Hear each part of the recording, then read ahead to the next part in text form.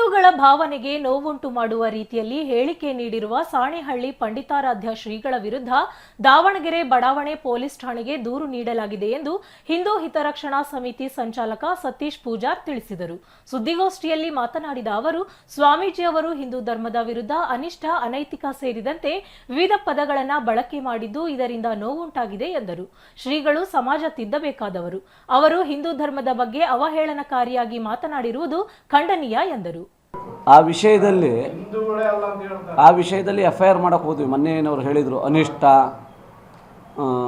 ಅನೈತಿಕ ಈ ಪದ ಉಪಯೋಗಿಸಿರೋದಕ್ಕೆ FIR ಮಾಡೋದಕ್ಕೆ ಹೋದರೆ ಇಲಾಖೆನೂ ಹೇಗಿದೆಯಪ್ಪ ಅಂತಂದರೆ,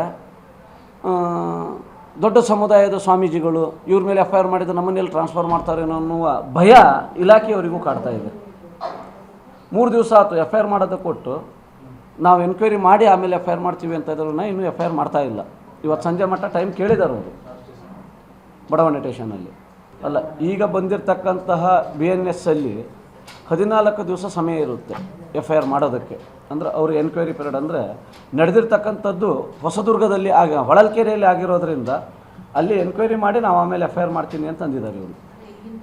ವಿರೋಧ ಹೇಳಿಕೆ ಜೊತೆಗೆ ಹಿಂದೂ ಧರ್ಮದವರ ಮಾನಸಿಕವಾಗಿ ನೋವಾಗುವಂಥ ಹೇಳಿಕೆ. ಹಿಂದೂ ಧರ್ಮ ಅಂದರೆ ಅನಿಷ್ಟ, ಅನೈತಿಕ ಈ ಪದವನ್ನು ಅವರು ಉಪಯೋಗಿಸಬಾರ್ದಿತ್ತು. ಒಂದು ಒಳ್ಳೆಯ ಮಠದಲ್ಲಿ ಇರ್ತಕ್ಕಂಥವ್ರು, ಸಮಾಜವನ್ನು ತಿದ್ದಬೇಕಾಗಿರ್ತಕ್ಕಂಥವ್ರು ಈ ರೀತಿ ಹೇಳ್ತಾ ಇದ್ದಾರೆ ಅಂತಂದರೆ ಇವರದ್ದು ಎಷ್ಟು ಅನೈತಿಕತೆ ಇದೆ ಅನ್ನೋದು ಇದರಲ್ಲಿ ಅರ್ಥ ಆಗುತ್ತೆ. ಅಂದರೆ ಅವ್ರ ಭಾಷೆಯಲ್ಲೇ ಅವರ ಸ್ವಭಾವ ಅರ್ಥ ಆಗುತ್ತೆ.